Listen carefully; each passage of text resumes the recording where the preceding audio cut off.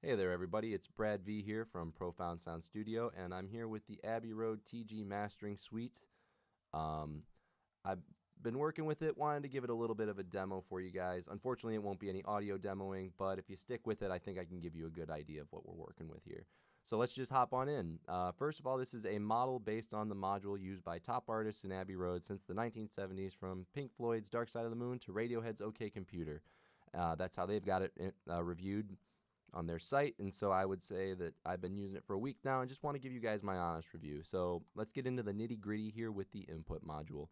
First up, the TG12411 with tape saturation really does kick it off right. You have the option of using two different settings, NAB, which is a US-based tape model, and IEC, which is a UK-based tape, and they can be set to 7.5 or 15 IPS, which is inches per second, basically emulating how fast the tape is moving.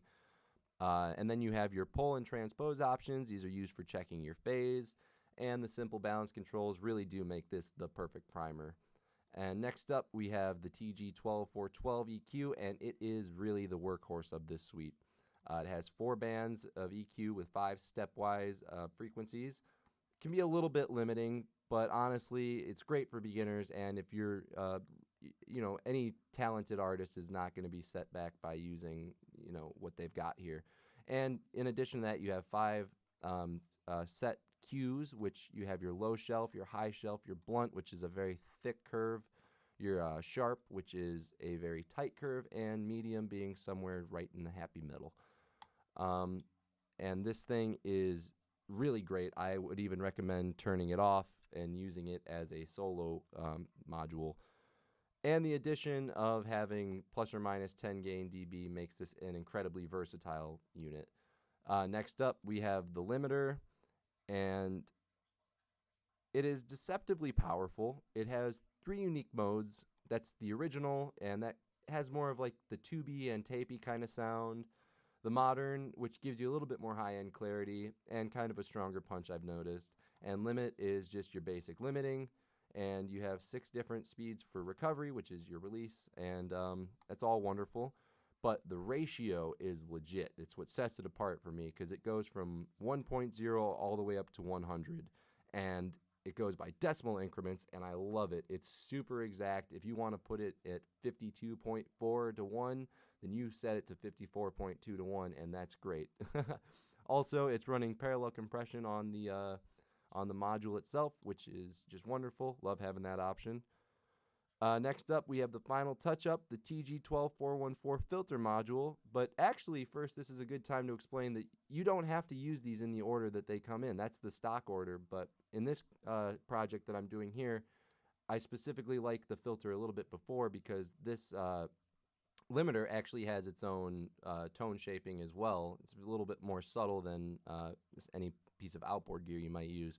But you can also control that with the expand menu here, and these are the side chain frequencies, so you can really get a pretty good color out of the way that you're limiting your sound. And anyway, back on the high pass filters, or actually the filters just in general, we have a low pass and a high pass. It's incredibly basic, but it's also got this little flair. You have one final presence EQ, and I believe it's just a simple parametric, and it can add a bunch of life to your mix, or you can take away any harshness depending on how you're using it. But this also is one of the powerhouses. The tone shaping of this module, of this suite, is just groundbreaking, in my opinion. And obviously, that's why they chose to model it. It's been used, tried and true, since the 70s. So lastly, though, we got to make some space in our master here, because after all the EQ and compression that we've been putting it through, it's just, this is the perfect touch for bringing everything back to life. Everything's been glued together, so this kind of just puts everything back in its own place, I would say. And just so you can be sure, you can monitor it in stereo, left, right, or mid and side. So it's just, you can really be sure of what you're doing. And it has independent gain, independent of your master bus. So real quick, I guess I'll just finish this up with my final thoughts.